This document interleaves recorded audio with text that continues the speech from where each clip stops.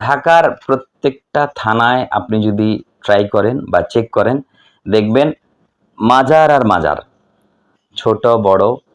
এমনও দেখছি যে একটা লোক একবারে চোখের সামনে, এই ৮ থেকে ১০ বছর আগে এলাকার সবার পরিচিত লোকটা মারা গেছে, তার এখানে কবর, কিন্তু সেই কবরে ইদানিং আগরবাতি মোমবাতি দেয়া হচ্ছে সন্ধ্যায়। কেন জানেন?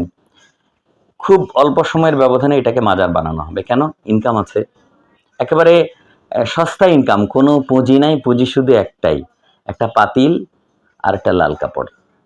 এই মাজার ব্যবসাটা আসলে কতটা বৈধ? অতএব কি করা উচিত?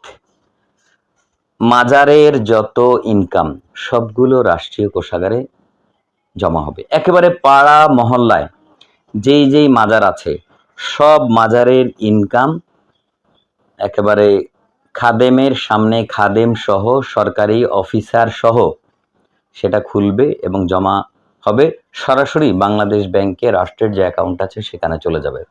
খাদেম হয়তো বা বড়জোর একটা অনারিয়াম পেতে পারেন যে এই মাজারের এই খাদেম আছেন, মাজার থেকে যা ইনকাম হবে তার 5% এই খাদেম পাবে, ওইভাবে করা যেতে পারে। এর বাইরে এই যে মাজারের আয় ইনকামটা পুরোপুরি ওপেন করে দেয়া হচ্ছে, খাদেমরা তো পাগল হয়ে যাবে। তো যখনই মাজার নিয়ে কোনো কথা বলা হয়, এই খাদেমরা কিন্তু তাদের আলাদা লোক আছে, সমর্থক আছে, ভক্ত আছে, সিন্ডিকেট আছে, এটা নিয়ে একেবারে জ্বালাও পোড়াও একটা অবস্থা হয়ে যায়। অতএব মাজারের আয় সরকারের কোষাগারে যেতে হবে।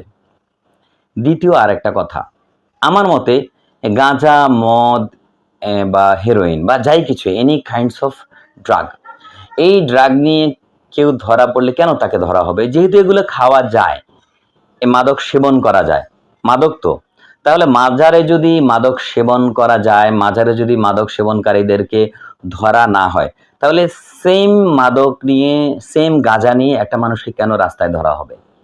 সে মাদক তো খেতে পারে, সেই রাস্তা থেকে নিয়ে তো মাজারে বসে খাবে। যদি উচ্ছেদ করতে হয়, একটা হলো রুট পয়েন্ট, যেটা যেই দিক দিয়ে আসে, কক্সবাজার দিয়ে মাদক আসে সবচেয়ে বেশি বস্তায় বস্তায়, এরপরে ঢাকার বিভিন্ন মাজারে খুব নিরাপদে সেই মাদকটা সেবন করা যায়। তো সেখানেও বন্ধ করতে হবে, খাওয়াও যেমন বন্ধ করতে হবে, এটার এন্ট্রান যে ইয়েটা, রুটটা, সেই পয়েন্টস বন্ধ করতে হবে। সেই পয়েন্টসগুলো বন্ধ করছেন না, কিন্তু আপনি আবার এখানে মাজারে খাচ্ছে সেটাও ধরছেন না, শুধু রাস্তায় ধরছেন অথবা বাহিরে ধরছেন। আসলে আমাদের এই যে দ্বৈত নীতি, এটাকে বন্ধ করা উচিত। ওপেন করে দেন, সবাই মাদক সেবন করবে যেখানে ইচ্ছা সেখানে। আর না হলে সাইনবোর্ড লিখে দেন, মাজারে মাদক সেবন করা বৈধ, তাহলে কেউ বাধাও দিতে যাবে না, মাজারে মাদক সেবন নিয়ে কোনো প্রশ্নও আসবে না।